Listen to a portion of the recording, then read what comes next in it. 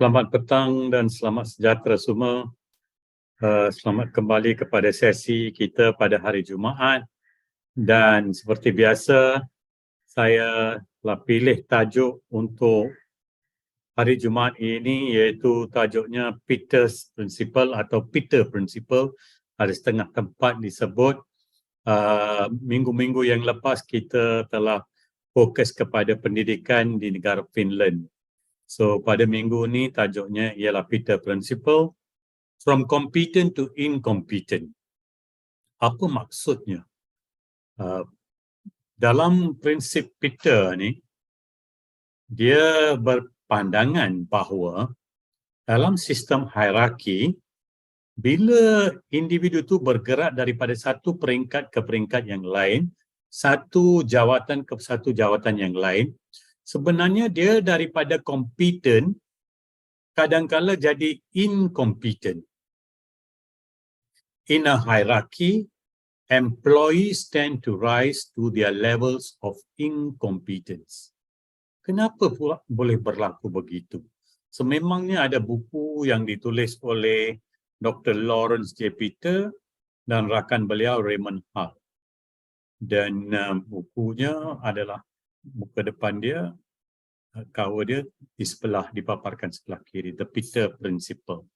Why things always go wrong. So daripada competent, macam manakah seseorang individu itu jadi incompetent? Next slide please.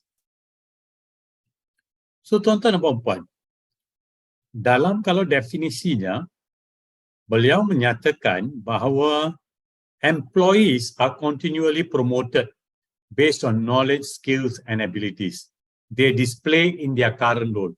Dalam jawatan semasa, pengetahuan mereka, kemahiran mereka dan kebolehan mereka kita ketahui. Dan beliau dinaikkan pangkat berdasarkan kemahiran tersebut atau 3 komponen tersebut. Berbanding dengan kemahiran, pengetahuan dan kebolehan yang diperlukan dalam peranan baru yang akan dipegang. Jawatan baru yang akan dijawat nanti. So kadang-kala boleh berlaku keadaan di mana dengan kenaikan pangkat ini, seseorang itu sampai ke satu peringkat di mana kebolehannya sampai ke peringkat incompetent, tidak kompeten untuk menjalankan tugas itu. Dan beliau mungkin tertinggal di situ, akan kekal di situ kerana kompetensi yang ada pada beliau tak sesuai dengan jawatan yang beliau pegang. Jadi, contohnya kalau kita lihat daripada peringkat associate ke manager, memang beliau okey, promoted dan kompeten. Tapi bila jadi senior manager, beliau menghadapi beberapa kekangan dan tidak dapat menjalankan tugas beliau. So daripada kompeten, beliau naik pangkat tetapi jadi incompetent. Tidak semestinya setiap kali berlaku begini, tetapi boleh berlaku. Okay, next slide please. So the Peter Principle, dia daripada staff level, supervisor level, frontline manager dan director level. Yeah. Advancement in position is based upon the candidate's performance in his or her previous roles rather than in the current or next role. So, itulah yang akan berlaku. Itu yang akan berlaku. So, tuan-tuan dan puan-puan, bila naik ke peringkat frontline manager umpamanya atau director level, kemahiran yang diperlukan kalau kita lihat sebelah kanan itu, ialah seperti responsibility dengan orang yang kita uruskan. Aspek kewangan, initiative overload, banyak tugas baru yang perlu dibuat. Kita tak ada banyak pembangunan profesional dan productivity pun slow atau tidak meningkat. Maka ini semua adalah ciri-ciri yang menunjukkan bahawa kita kurang berjaya di peringkat itu. Tapi adakah kita perlu kekal sebegitu?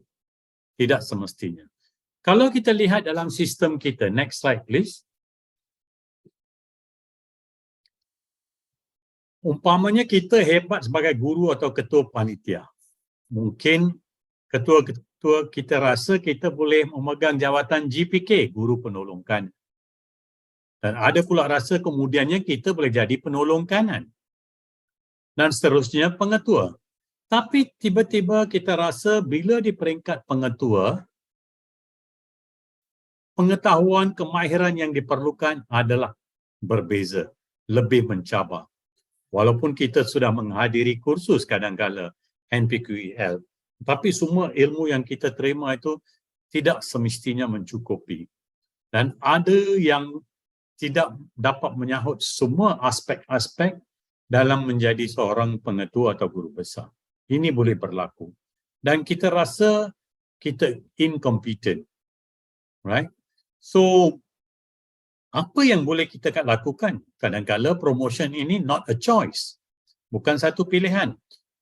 Apa sebenarnya kita hendak? Setengah orang itu, dia hanya nak jadi guru yang hebat. Dia tidak nak menjawat jawatan pengurusan dan sebagainya. Adakah tugas baru itu sama dengan matlamat kita dalam tugas kita? Adakah kenaikan pangkat ini sesuai untuk kita? Adakah saya memahami apakah yang diharapkan dalam peranan atau jawatan baru itu? Adakah saya berhasrat atau mampu membelajar kemahiran-kemahiran baru, learn new skills? Will I have to give up my current role and then prioritize? Adakah ini satu yang saya nak lakukan? Kalau saya tak terima jawatan ini, apa boleh berlaku pada saya? Kalau saya sesuai untuk jawatan ini, mungkin saya perlu belajar kemahiran-kemahiran baru. Sudah pastinya itu merupakan satu hala tuju yang terbaik. Dan sentiasa nak belajar. Waktu dikatakan lifelong learning, lebih lagi as a leader, you have to always keep developing yourself. Next slide please. So tuan-tuan dan puan-puan, kalau kita lihat ya, growth model yang telah dihasilkan dalam Kementerian Pendidikan, bila kita bergerak daripada DG 41 sampai ke peringkat JUSA, di mana permulaannya daripada peringkat permulaan ia jadi pelaksana, penggerak, pembimbing dan mentor, peneraju perubahan, pemikir strategik dan pemikir holistik. Dan bidang latihan yang diperlukan. So bidang latihan ini perlu kita ikuti. Kita perlu cari, mungkin kita kena hadir sendiri kalau tidak ada pun latihan tertentu itu dikendalikan untuk kita. Dan ini banyak berlaku selalunya di peringkat GPK. Kadang-kadang mereka tak banyak dapat peluang untuk hadir dan dapatkan latihan yang diperlukan bagi menjalankan tugas sebagai GPK. Tapi kalau mereka dapat satu simulasi atau percubaan yang baik untuk jangka masa yang cukup supaya mereka boleh melalui isu-isu yang kompleks berdasarkan pengalaman mereka dan bagaimana nak menghadapi stres, itu juga mengukur personality mereka, bagaimana nak menyesuaikan diri, nak mengurus rakan-rakan di bawah anda dan bagaimana dalam situasi sebenar nak membuat keputusan dalam persekitaran yang kondusif atau kurang kondusif. Bila kita nak cari inovasinya, bila kita nak negosiasi tentang bagaimana nak menyelesaikan masalah-masalah dan banyak perkara yang lain. So, semua ini perlu kita dapat dan perolehi agar persediaan kita cukup bila kita perlu bergerak daripada satu peringkat, dari satu jawatan ke jawatan yang lebih tinggi.